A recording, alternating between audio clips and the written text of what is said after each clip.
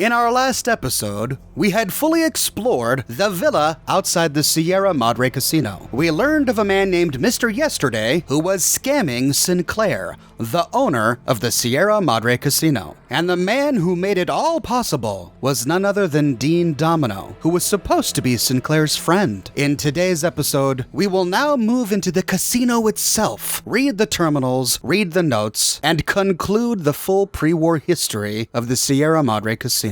When we finally trigger the gala event and gain access to the casino, we find a new world of information. In one of the terminals, we see a security memo from the Sierra Madre management team. We learn that Mr. Sinclair has personally requested the casino employees to refrain from tampering with or destroying the security hologram emitters. After all, the holograms are for their safety and the safety of their guests. It is during this portion of the challenge that we have to find ways around many of the security holograms. In another security terminal, we learn more about the lockdown. The lockdown only happens in the event of a fire, chemical leak, nuclear attack, or other threat to the casino. When such a thing happens, the interior and exterior doors will hermetically seal to prevent harm coming to the guests. During this time, the security holograms will be deployed and assume threat status until their lockdown is ended. The employee who was reading that note says, "I guess he can't be too careful these days, so I suppose I understand," but he wonders about the implications of this.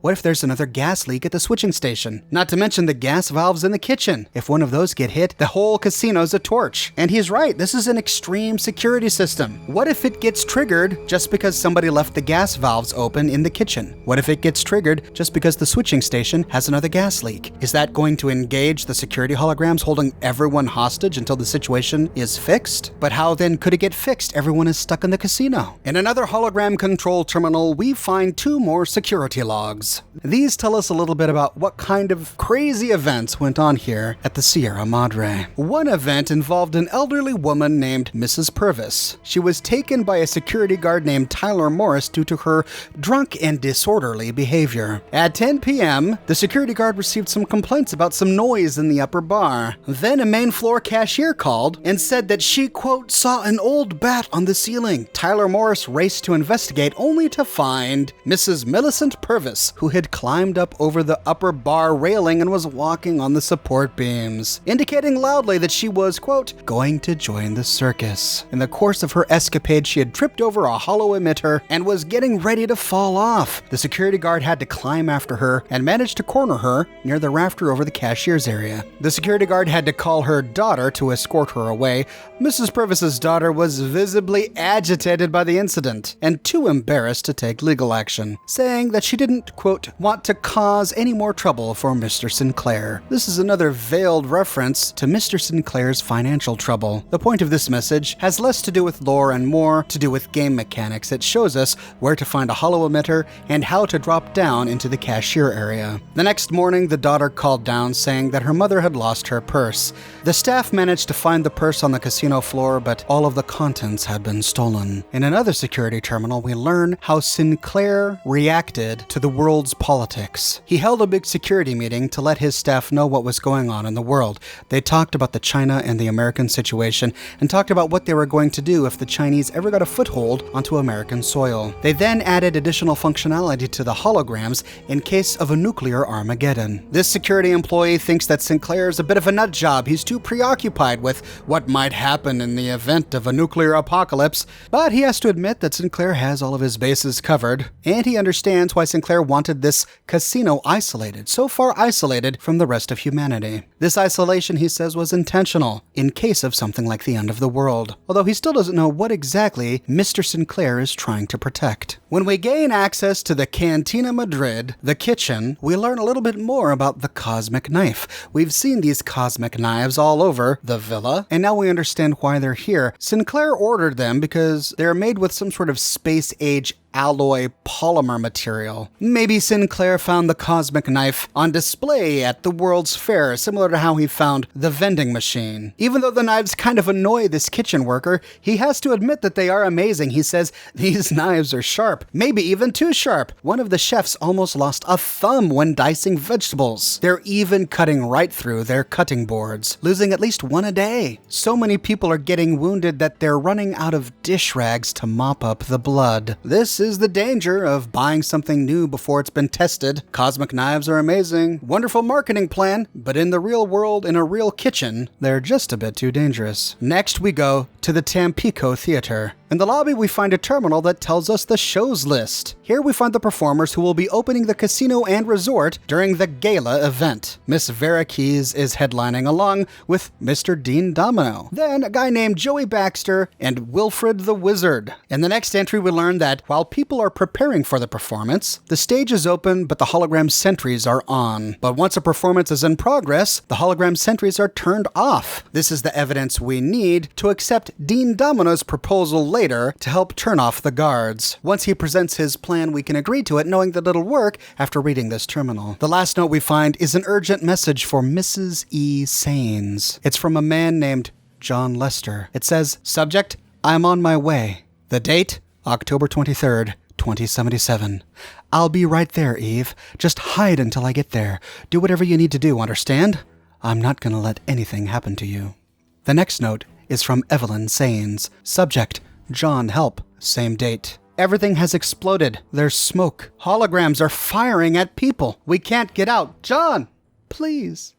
In a corner of the lobby, we find two skeletons, a man and a woman lying on the ground, with the man's arm over the woman. Next to her hand is the Tampico front desk terminal password, the very front desk where we just read those messages. These must be the corpses of the two employees who had used that terminal for private intramail communication, Mrs. E. Saines and Mr. John Lester, who appear to have been lovers, possibly involved in an affair, and who died to the security holograms once the bombs dropped. Once we get backstage, we find Dean Domino's dressing room. In his safe, we find Dean Domino's blackmail tape. Pretty as a picture. Dean, I didn't hear you come in. I'm not wearing my dancing shoes, so I walk a little softly now. What? You think I was a Chinaman? Come to cut your American throat? Dean, really? What? No hug? Come here. Dean, I'm getting ready. You sing like a bird, pop the safe, and we're as through can be. Dean,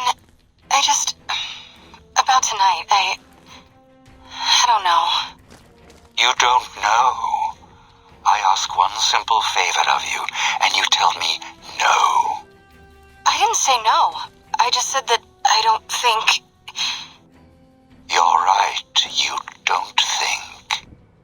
I don't need you. I'll send you back to the farm, worse off than you were, because you'll have seen the Sierra Madre and had to let it all go. I could have gotten any leggy dame out of Hollywood to get out here and play Sinclair's heartstrings. You just happened to be the one I caught, and it was really your own fault, a little too much into the chems and meds and... Oh, shh, don't cry. Look, I'm not trying to hurt you.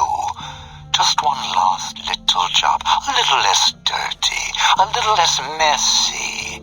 He trusts you, Vera. And so do I. After this, I promise you, all those other holotapes, they'll go away. Of course, Dean. Dean Domino was blackmailing Vera Keys to pretend to love Sinclair. We already learned from Dean Domino earlier that Vera and Dean had known each other before Sinclair ever met Vera Keys. And it looks like from this holotape, Vera was just an unknown beauty, a girl living on a farm whom Dean Domino discovered. It was Dean who brought her from her farm. It was Dean who brought her to Hollywood, and Dean who gave her a singing career. He was already in the business. Using his own contacts, he set up a career for Vera Keys. But it wasn't for her own sake. It was all part of his elaborate plan to gain control of Sinclair. After all, he introduced Sinclair to Vera Keys. If he could get Sinclair to fall in love with Vera Keys, then he owns Sinclair, because he owns Vera Keys. He was blackmailing her with something. He has holotapes that are incriminating. He mentioned them in his blackmail letter. Whatever was on those holotapes, when he mentioned it, it caused Vera to cry. And by mentioning it, she agrees to work with him again. It must have had something to do with her addictions. Remember, we learned when exploring the villa that she always walked around looking as if she was in a daze. Many of the construction workers noticed this as being one of the symptoms of Med-X addiction. And then here, Dean Domino says, a little too addicted to the chems. Maybe the holotapes he has contain evidence that Vera Keyes was addicted to Med-X, and Vera Keyes wanted to keep that information from both Sinclair and the press. And to avoid Dean Domino disclosing her addictions, she agreed to work with him. Together they were fooling Sinclair, making him think that Vera was in love with him. But for what purpose? Vera and Dean have a complicated relationship. They are the headlining performers here at the Tampico, and they must have at one time cared for each other. Dean Domino has a photograph of Vera in his dressing room, and Vera has a photograph of Dean in her dressing room. But she doesn't have a photograph of Sinclair. When we confront Dean backstage, we finally learn his ultimate goal, the reason he blackmailed Vera Keyes, what he was trying to use Vera Keyes to do. If we present to him the blackmail tape, he divulges all. You don't just stop robbing casinos, do you? What's that tape? Oh, the one with Sinclair's woman, Vera. What about it? You want me to give you a standing ovation? Were you blackmailing Vera Keyes into breaking into the Sierra Madre? Blackmail is such a strong word. I asked her, she said yes, then she started to get cold feet. I blame Sinclair. He was such a victim that maybe she felt it would be too easy. It doesn't matter. What did you want her to do? Sinclair built this whole town to accommodate her. Same with the casino's voice lock. He wanted to make sure she had access to everything. And since I already had access to Vera, well, that meant I had access to the vault, too. What were you blackmailing her with? What wasn't I blackmailing her with? Chem-use, indiscretions, more chem-use, the usual Hollywood tune. Like Sinclair, people are the architects of their own misfortunes. Leave themselves wide open for someone to waltz right in and take what they want. As long as they take a single step into the trap, get a few pictures, get a little dirt, and that person's your piano. Vera? Med-X was her thing. Even super-stimmed herself for the after-rush. Sick. Why did you need her? Because she could get closer to Sinclair than I ever could. He built this place for her. Well, after the two chanced to meet. Sinclair was already puppy-eyed, so all I had to do was the introductions. She smiled, fluttered her eyes, showed a little leg, and he built this whole place for her. Made her the key to his vault, like a joke, 'cause of her name. Her fake Hollywood name. Except Sinclair didn't know I'd been there first. I could twist her whatever direction I wanted. All she had to do was get inside the Sierra Madre for the gala, then use her voice to open the door. After that, smooth sailing. Would have been the biggest heist in history. Sinclair left holding the bag. Ruined. So what happened? The bomb. Vera got sealed in here. A few 100 years go by, give or take. Almost the end of the story. Then you came along. Now we finish the job. Rob the Sierra Madre, rip out its heart. Last chapter of Frederick Sinclair. Close the book. What was your problem with Sinclair anyway? Problem?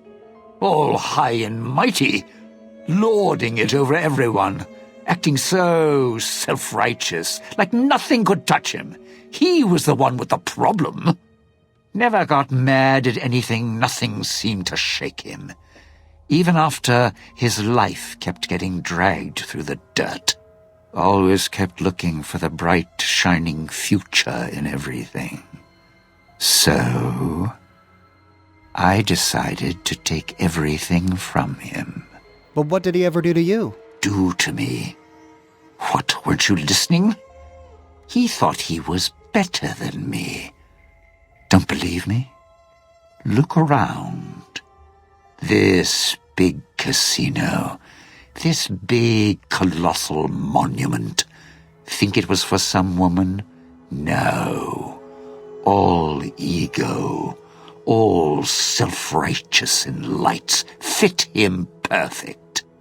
Had to take him down a few pegs, bring him down to my level. Begin again? Some things you don't get up from.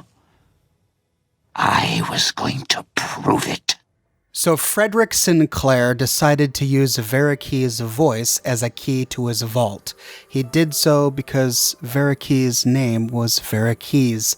He did it as a joke. He thought it would be funny. But Dean knew about this, which explains why he was so concerned with Vera's voice at the clinic. Remember, he's the one who took her to the clinic asking about her laryngitis. And it was only when the doctor told him that the autodoc could fix it, even if it was an infection, that he calmed down and became cordial again. He mentions here that Sinclair did suffer some sort of loss. He says that even after it happened, he still maintained a positive attitude, like nothing could touch him. We don't know what sort of financial loss Sinclair suffered, but because of this cheery attitude, because he was upbeat, Dean Domino decided to humble him for no reason. Domino took the existence of the Sierra Madre Casino as a personal insult. Sinclair built it for Vera Keyes. He fell in love with Vera Keyes. He wanted to make her proud. He wanted to give her a venue where she could be happy, and he wanted to build a place that could keep her safe, which is why he built it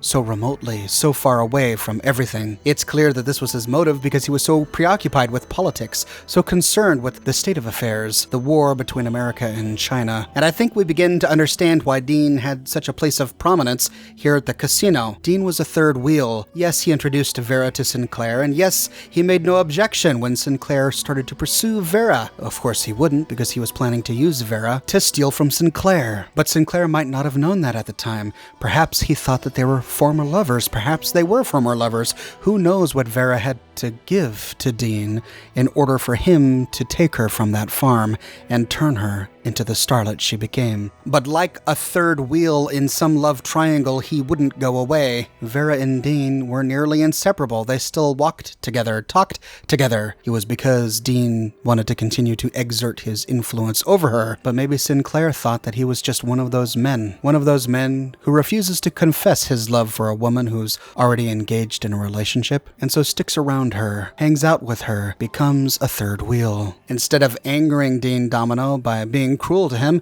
maybe Sinclair was trying to be diplomatic, giving him free reign of the casino and the villa, allowing him to go wherever he wants, even talk with the crew. But we learn that Dean was just a small man. He had it all. He was famous, a successful performer, but he just couldn't let another man be richer than he was. He couldn't let another man be happier than he was. And so he twists into Sinclair's life like a knife in a wound. For no reason. Just to destroy a man who has already suffered loss, just to destroy a man who thought he was in love, because he can. He mocks Sinclair for his funny joke about using Vera's stage name, for being naive and so easy to manipulate. All Dean had to do was find a pair of legs. In Dean's mind, Sinclair deserved it. He was a fool. He allowed himself to be manipulated. And how dare this man show off his wealth? How dare this man enjoy his life? How many times do men and women like Dean Domino destroy others for no other reason than they are envious? For no other reason than because those people are living the lives that they wish they could lead. The story becomes even more tragic when we finally arrive at Vera Keyes' executive suite. There we find Christine, who is an expert with technology. She worked with the Brotherhood of Steel. She was locked in this room, and here she found an auto dock. This is the very same auto dock that Sinclair brought to Vera Keyes' room because the doctor at the clinic requested it. We can ask Christine to tell us if she finds anything interesting on the auto dock. I can see. Check the route. Recent diagnostics. A lot of Med-X was dispensed for Vera Keyes. Guess that's her corpse there for certain. And why all those meds are scattered around in here. Here's the medical report. Looks like she had some sort of terminal condition. Diagnosis isn't conclusive. Must have been painful. I'm not even sure she knew if these medical reports are enough. She must have been numb most of the time. In the corner of the room, sitting in a chair, wearing a beautiful dress, is the body of Vera Keyes. She committed suicide by overdosing on Med-X. This is what Christine just told us she found on the autodock, and we see it in the piles of Med-X at her feet. But at last we finally understand why she was addicted to Med-X. She had a terminal illness. She was in constant pain. But Christine conjectures that Vera may not have even known that she was terminally ill. Christine says that she was taking so much Med-X that she might have been numb all the time. On the wall above her bed, painted in what must be blood, are the words, "Let go." These are words from one of Vera Keyes' songs. Why did she write these words? Was it a message for someone? Was it for Dean or for Sinclair? In her dresser, we find a recording. It's a holotape recorded during happier days, when she was auditioning for one of her very first films, a film called Love Sets Sail. Would you stop? Such a kidder. This is Vera Keyes auditioning for Love Sets Sail. God, this script. Don't get me wrong, I'm happy to have the... Is that a plane overhead? Those bombers are nothing but big hornets buzzing around the sky these days. Is it gone? Alright. This is Vera Keyes auditioning for Love Sets Sail.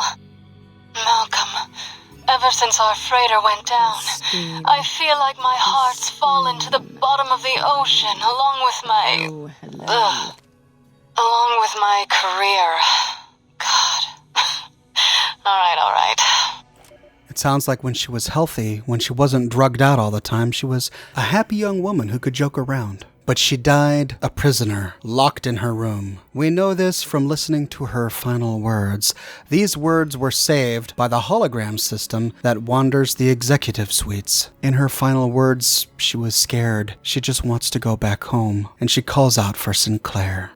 I'm going to die here, amongst the ghosts.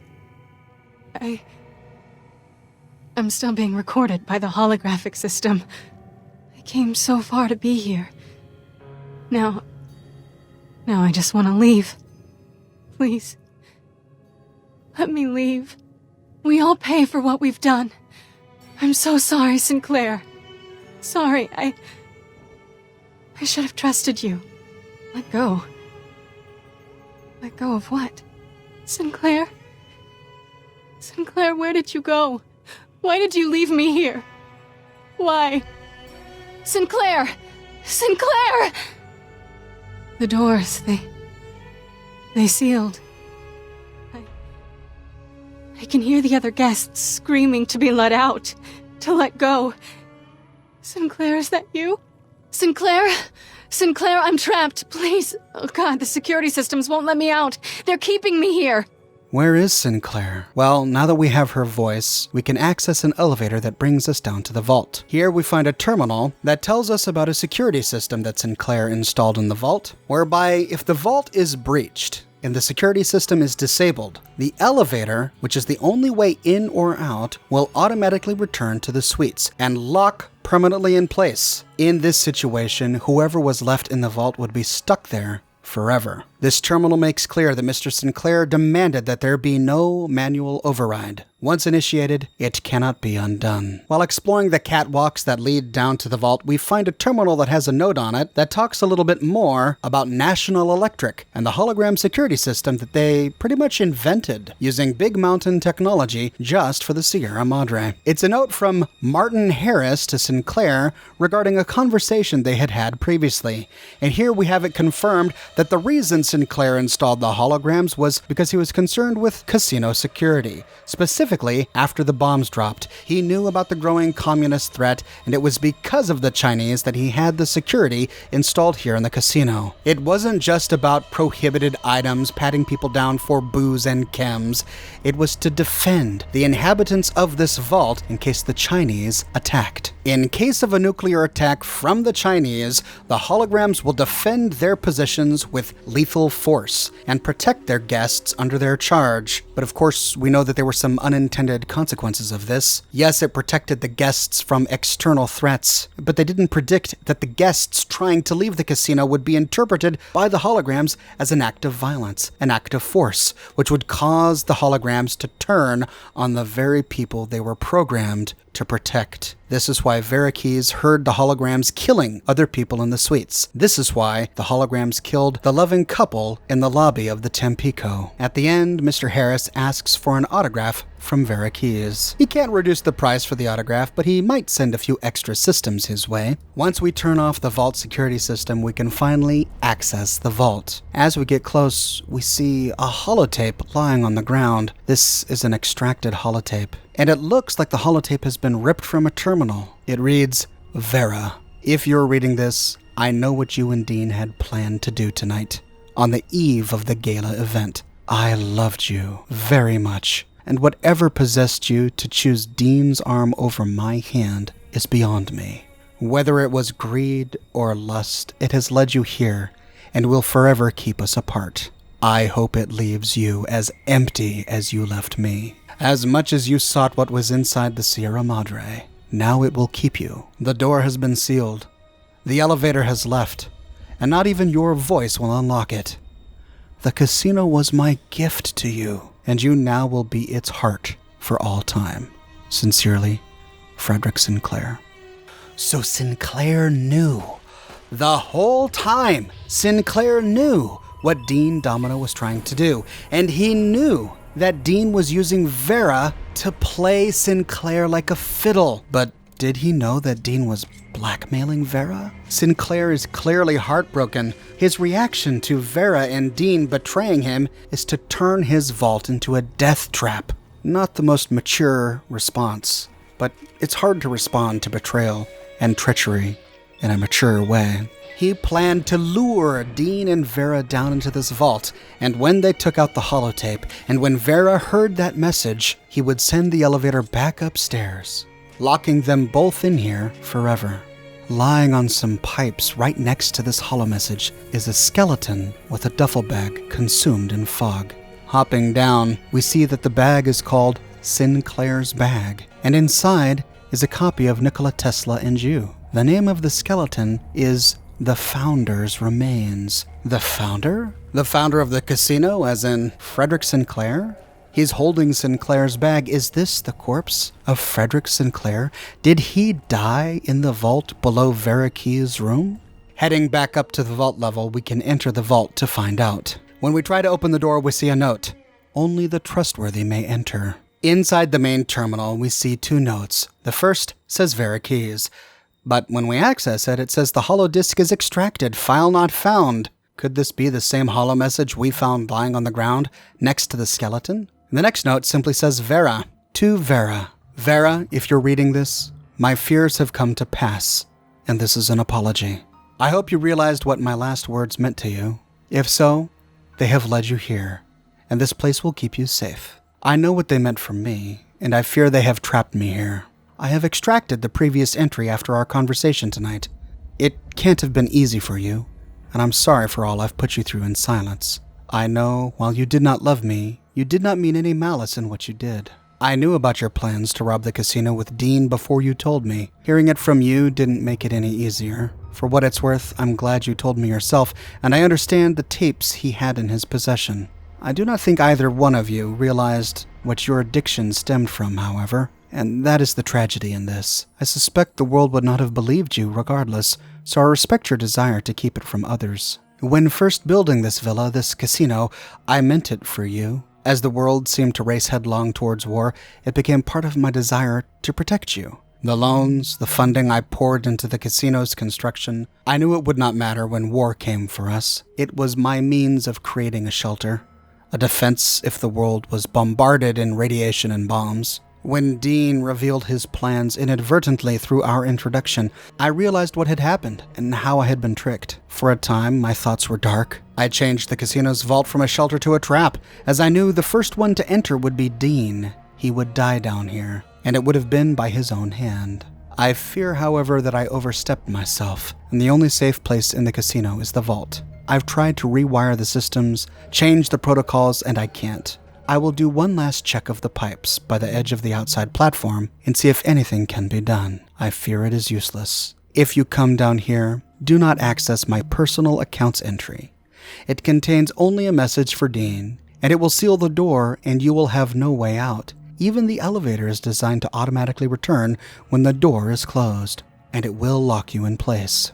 There should be enough in the vault to sustain you until help arrives. I've ensured that there is enough medical supplies down here to keep you comfortable. The holograms should defend the casino from any attackers, and the hologram beacon in the villa will broadcast an emergency signal so that others know you're here. When danger has passed, rescue will come. I hope you were able to read this and know that I loved you. Frederick Sinclair. On the night of the gala event, Frederick Sinclair went up to Vera Keyes' room and sat down with her to have a heart-to-heart talk. It was then that the guilt overcame Vera Keyes. She couldn't stand it anymore, and she confessed everything to him. He didn't have to confront her. He didn't ask her about it. She confessed the plot to him and told him that Dean was blackmailing her with holotapes designed to embarrass her by showing that she was addicted to Med-X. But what she didn't know, but that Sinclair did know, is that she had a terminal illness. He likely discovered this from the doctor in the villa, the doctor who told him to place an autodoc in her room. This may be why a man who was so against the use of drugs and alcohol by the construction crew would be so tolerant with Vera Keyes using Med-X, being addicted to a chem. He knew that she was going to die. It was only a matter of time, and he wanted her final few years on this earth to be as comfortable as possible, so he allowed the Med-X. But he never told her that she had a terminal illness, which is why the guilt of being addicted to this drug allowed her to be manipulated by Dean Domino. Neither she nor Dean knew that she was going to die, knew why she had to have the Med-X. If Sinclair had just been honest with her about it, maybe all of this could have been avoided. After she confessed the plot to him, she told him she didn't love him, that she was there as part of the plot. But he was grateful that she was honest with him, and he still cared for her. And so he told her about the vault. The war with China was looming. He knew the bombs could drop at any minute, and so he told her about the vault, told her what was down here, told her that it could keep her safe. But after her confession, he lost all malice towards her. So he got in the elevator and raced down as fast as he could. He took out the angry holotape designed for her and left a new note. He tried his best to disable the trap, but he couldn't, and so he left a warning. His final act was to go to the pipes to see if there was some other way he could disable the trap, leaving it just a secure bomb shelter, just a secure vault to keep Vera Keyes comfortable for however long she has left. But instead, his final act of trying to keep Vera Keyes safe and alive led to his own death. He died on those pipes, succumbing to the cloud. If we access his personal logs, we trigger the trap, locking us in here forever, but we can read Sinclair's final message to Dean Domino. Dean, if you're reading this, this is goodbye. You will have many years to read this message. Why you have smiled in my face and held a dagger to me, I do not know. You were rich, respected, even admired, loved by many when you finally pass away down here, either by your own hand or starvation. Know that your greed has led you here for no reason that I can understand. You have made a habit of using others for your own ends. Now the Sierra Madre is your reward. Whether you used blackmail or force, or even played to Vera's greed, it will not help you down here in the vault. Greed has led you here. I hope it leaves you as empty as you left me. The door has sealed. The elevator has left. Not even Vera's voice will unlock it. Know that on the night of the gala event, I shall raise my glass and whisper, Fortunato. In pace requiescat. Frederick Sinclair. This last line is actually a reference to Edgar Allan Poe's poem, The Cask of Amontillado. Edgar Allan Poe is referenced quite a lot in the Fallout universe. We find references to the Cask of Amontillado in the castle in Fallout 4. And Nick Valentine even quotes from The Raven when he sees the Brotherhood of Steel enter the Commonwealth. When at last we arrive at the Brotherhood of Steel bunker, as we leave, we hear a voice call out to us on the radio. Wait a moment. Before you go,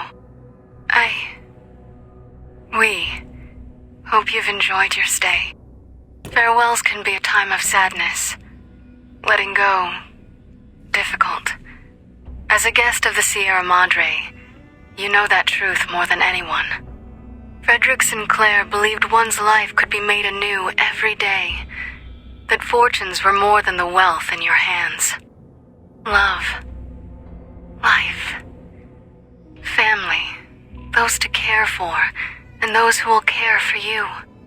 To those who know these joys, the Sierra Madre holds little they don't already have. Out in the world, beyond these walls, that is your chance to begin again. I hope you'll return in happier times. Until then, the Sierra Madre and I will hold you in our hearts. Was this Christine? Or was it a pre-recorded farewell message sent to everyone who visited the Sierra Madre? Or was it Vera Keys reaching out to us from the grave? At the beginning it sounded very familiar, which made me think it was Christine, but since the voice went on to tell us a story about the Sierra Madre, and since the voice talked about Sinclair as if she knew him, I think this voice may have been a recording of the final thoughts of Vera Keys that somehow got mixed in with a farewell recording sent to people who left the casino. We already know that this is how the invitation broadcast was made. Dean tells us that the broadcast we pick up on our Pip-Boy is actually an emergency broadcast that somehow got mixed up with a pre-recorded broadcast designed for the gala event. It's likely that they had a farewell broadcast recorded. That is what I think we pick up on this radio. But the actual words of the recording are too familiar. They're too sad. They talk about regrets, and they talk about Sinclair in the past tense. I don't think this is something that Sinclair would have recorded as the last thing people hear from the Sierra Madre as they leave. My bet is that as Vera Keys was dying, or just before she died, while she was being watched over by the holograms, while they were recording her, she expressed these thoughts to whomever would have found her, which somehow got mixed up with the farewell message that was sent out to all visitors. But what do we learn from this story? The major theme of Dead Money is about how greed can lead to such evils, and this drama is clearly a drama about greed. Sinclair was greedy for his own safety, and for the safety of the woman he loved. One could argue that he built the vault out of greed. He was greedy for his own protection. He was greedy in the protection of Vera Keys. And when he discovered that he had been betrayed, he was greedy for revenge. Instead of ending construction and letting bygones be bygones, he continued with construction and turned the vault into the trap to make those who hurt him pay. One might even argue that Vera Keys acted out of greed. She pretended to love Sinclair, clearly because she had been blackmailed by Dean, but possibly because she legitimately wanted the treasure, possibly because she wanted protection, she wanted someone looking out for her.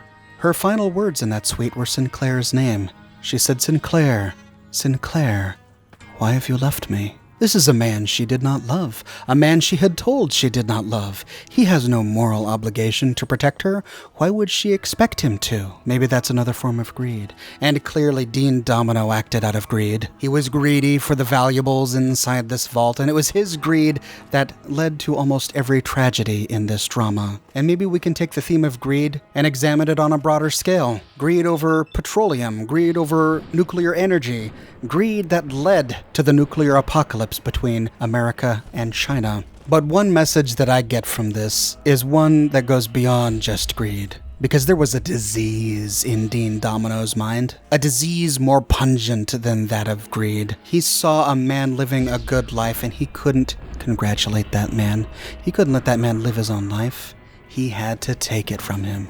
He had to take everything from him because he was greedy, because he was envious. If my nice things are not as good as his nice things, then I will take them from him just to see him in pain. That kind of evil is so surprisingly common. We see it in everyday life, maybe not to the extent of looting a casino to break a man's heart, but a snide comment on social media when somebody is celebrating something happy in their lives, sarcastic gossiping behind someone's back when they get a great job, or get a wonderful degree, or move into a bigger, beautiful house. How many of us act the way Dean acted when other people find good things, instead of celebrating for them, as good friends should? This story brings us back to the phrase that Vera Keyes scrawled on her wall. Let go. I wondered earlier if it was intended for Dean or for Sinclair. I think it was intended for both. She was trapped in her room by the guard holograms. She decided that her way out was to overdose on Med-X, but she must have thought that someday the holograms would disappear and maybe Dean or Sinclair would come looking for her. If it was Dean, she tells him to let go. Let go of this crazy lust for the treasure of the Sierra Madre. Let go of your insane envy of Sinclair. And we learn from Dean's ending slide, if you leave him alive, that he does indeed discover her body, but he doesn't learn his lesson. During his search, he came across the final records of Vera and Sinclair, and realized what happened the night the bombs fell.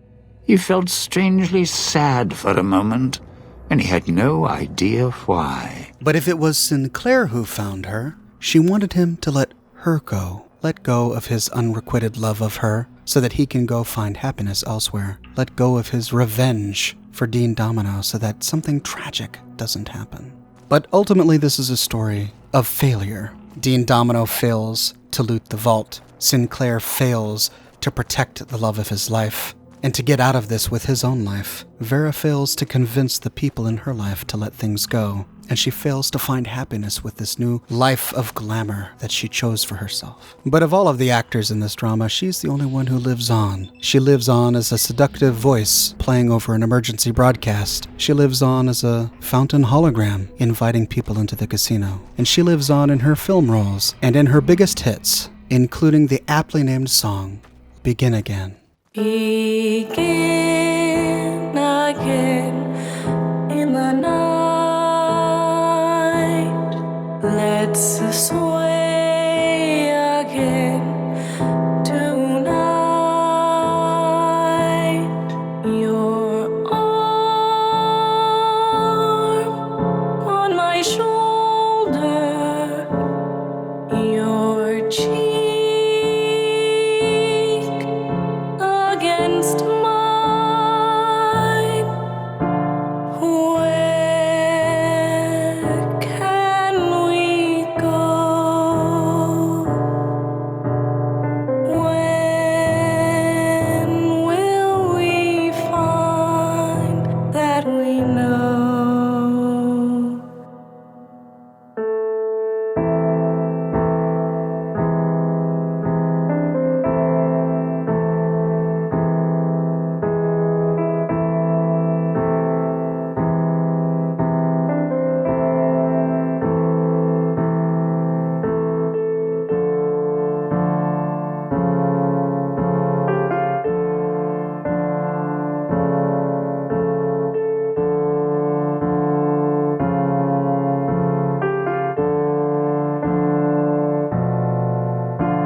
Where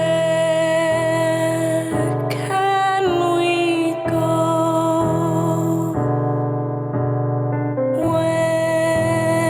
When will we find that we know to let go? Begin again tonight.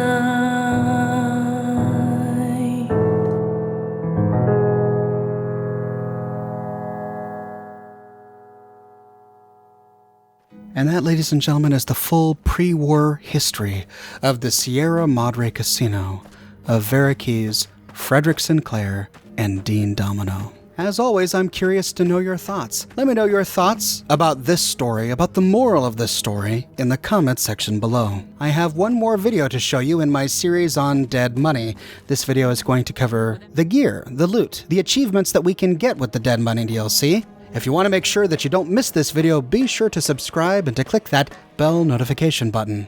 I've got a t-shirt shop, folks. If you would like to don an Oxhorn or Fallout-inspired t-shirt, you can find a link to my shop in the description below. And if you like what I do and you want to support me in a more personal way, consider becoming one of my patrons on Patreon. Patreon subscribers get access to a private channel on my Discord server, as well as a bunch of other cool Oxhorn perks. But more than anything, ladies and gentlemen, I'm just so glad you're here watching this video with me today. Thank you so much for watching, and I'll see you tomorrow morning, bright and early, with a brand new video.